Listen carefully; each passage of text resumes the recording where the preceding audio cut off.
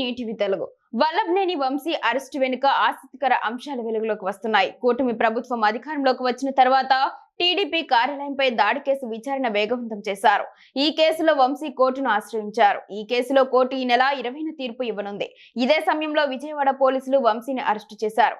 కాగా పోలీసులు టీడీపీ కార్యాలయ ఉద్యోగి సత్యవర్ధన్ ను వంశీని కిడ్నాప్, బెదిరింపుల కేసులో అరెస్టు చేసినట్లు తెలుస్తోంది.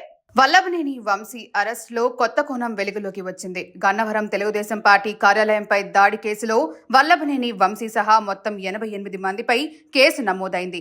పార్టీ కార్యాలయంలో పనిచేస్తున్న సత్యవర్ధన్ ఫిర్యాదు మేరకు పోలీసులు కేసు నమోదు చేశారు. కాగా ఈ నెల 20న వంశీ దాఖలు చేసుకున్న ముందస్తు బెయిల్ పిటిషన్పై తీర్పు రానుంది. ఈ సమయంలోనే ఆకస్మికంగా సత్యవర్ధన్ ఈ కేసుకు తనకు ఏ సంబంధం లేదని కోర్టులో అఫిడవిట్ ఇచ్చారు. తాను ఇచ్చిన ఫిర్యాదును 2 రోజుల క్రితం వెనక్కి తీసుకున్నారు.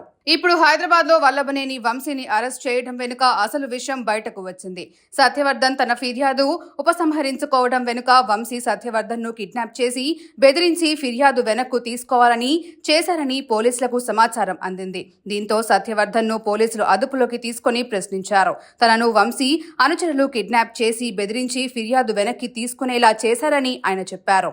దీంతో వల్లభనేని వంశీ ఆయన అనుచరులపై పోలీసులు కేసు నమోదు చేశారు. సత్యవర్ధన్ ను ఆ రోజు వంశీ అనుచరులు కారులో కోర్టుకు తీసుకువచ్చినట్లు సీసీ ఫుటేజ్ లో గుర్తించారు.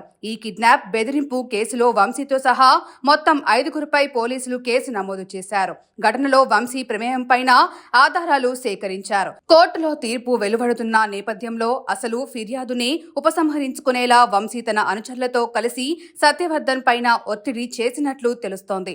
దీంతో సత్యవర్ధన్ ఇచ్చిన స్టేట్మెంట్ తో హైదరాబాద్ లో ఉన్న వంశీని అరెస్ట్ చేసిన పోలీసులు విజయవాడ తీసుకొస్తున్నారు. పడమట స్టేషన్ లో వంశీ పైన 7 సెషన్ల కింద కేసు నమోదు చేశారు. ఈ మధ్యాహ్నం పోలీసులు ఈ అరెస్ట్ కారణాలను వెల్లడించనున్నారు.